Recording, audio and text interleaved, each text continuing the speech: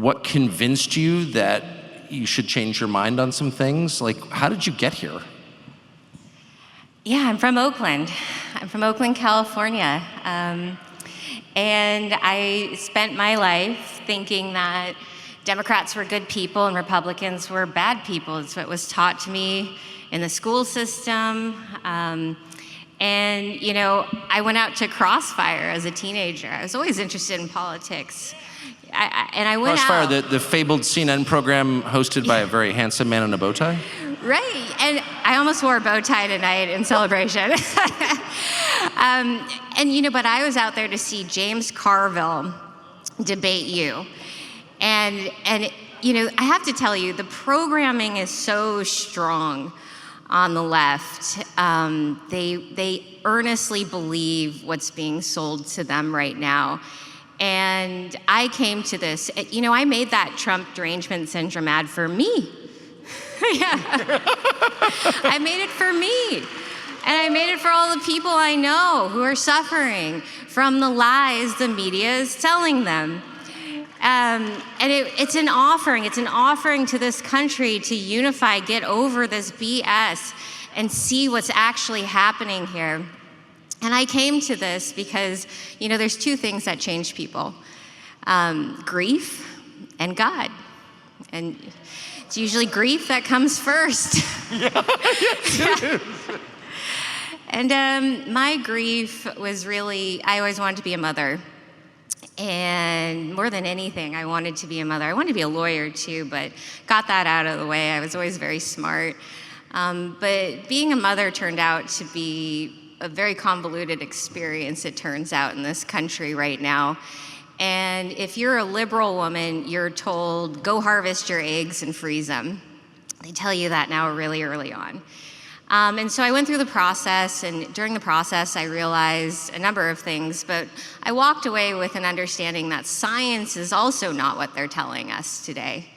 That there's this corporate world that, in the case of IVF, runs the IVF clinics.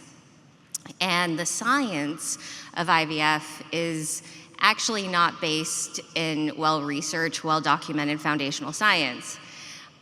It works. It was discovered out of cancer research dollars. But if you actually look at the investment in women's health, it's not there. And ovarian function, it's the least studied organ in the body. Arguably the most important. None of us would be here without it. Right? And so I started to fund the science, and that's when I first came across transhumanism. And transhumanism is very real. It's this idea that technology can replace human function. And so I put $100 million in to understand how to make and keep healthy women healthy, but all these transhumanists, right, what a novel idea. Let's keep women healthy so that we can have healthy babies. It's the most important thing in the world. Yeah. But the transhumanists wanted to build artificial wombs with these grants. They wanted to study IVG, which is creating gametes, eggs, out of human stem cells just from your skin. And there's a company called Conception that actually just had mice give birth to 5 pups with 2 male donors. And so, you know, it's very real. Transhumanism, I'm in Silicon Valley, I'm in tech, I see all of this stuff daily. And it made me question, you know, if we are at a time in human history where we have to pause to really think about where this is all going. And I was slowly being labeled anti-science as a result of that. And then the pandemic hit. And like many of us, the science didn't check out, didn't reconcile. So I met Bobby Kennedy, and he bravely left the Democratic Party, something that is really hard. It's really hard for a lot of us to do. In his case, it was literally part of his genetics. In my case, it was my upbringing and my programming, how I was raised. And so leaving the Democratic Party to run as a third party seemed like a healthy thing to do. I wasn't becoming Republican, right? Because God forbid. But no, but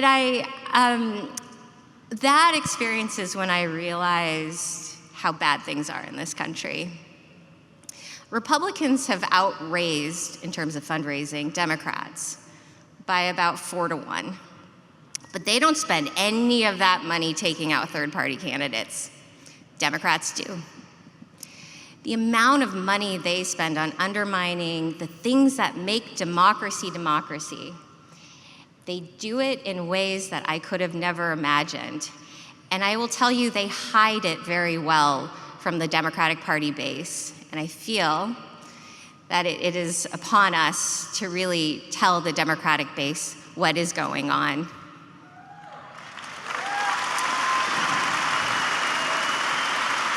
They're not bad people, but they are being told lies. They're being told lies, and they want to separate us, and it's not right.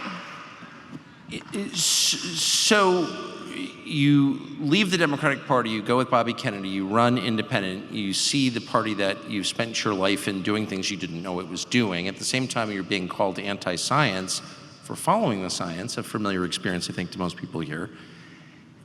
But from there, it's still a huge leap in the mind of every sort of college-educated, affluent person I've ever met in California, which is a lot, to be making an ad like that. I don't think it is such a jump.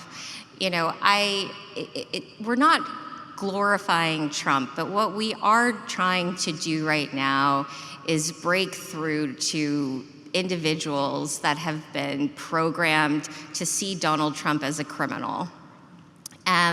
So I wouldn't actually know how to make an ad glorifying Trump, but what I can make an honest ad about is that we've been lied to about him. Well, I think that's absolutely right. Yeah. Can I just ask you one more question about transhumanism? Yeah, go. I wish we had like 3 hours to talk about this, because I sense There's so much. I sense it's the shape of the future, and I sense it's maybe the scariest thing most people don't know enough about. How common are the views that you described, the horrifying Frankenstein-like views you described among Democratic donors and elites?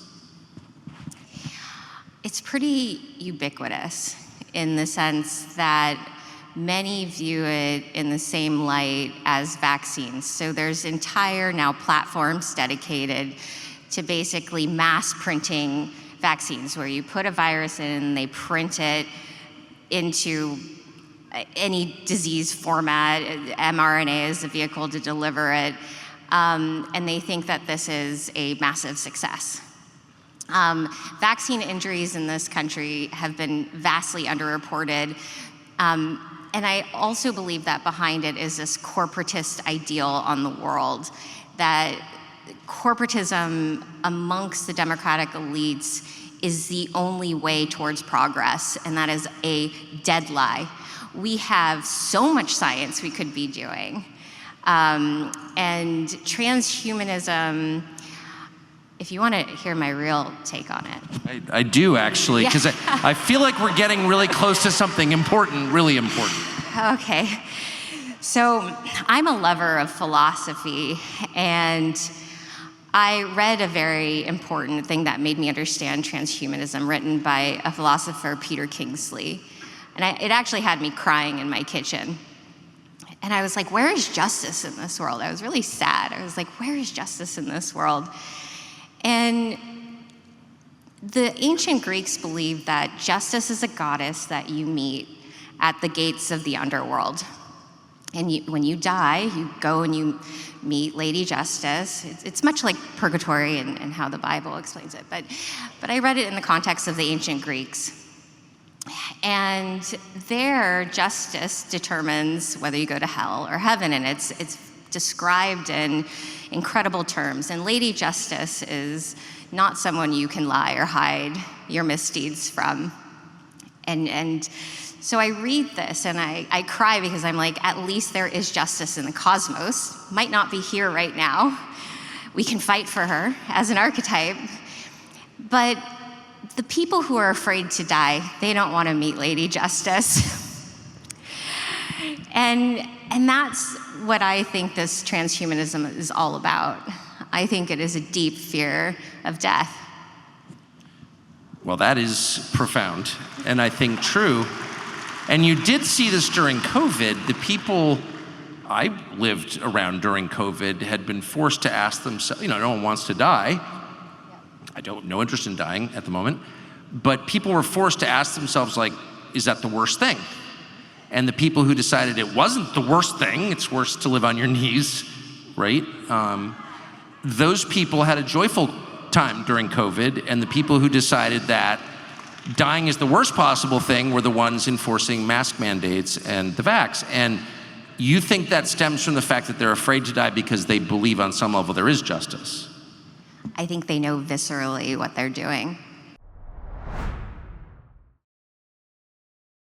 Thanks for watching our YouTube channel. We hope you'll subscribe to it. And by the way, you can hit the little bell on there and get notifications every time we produce a video. We hope you'll do that also.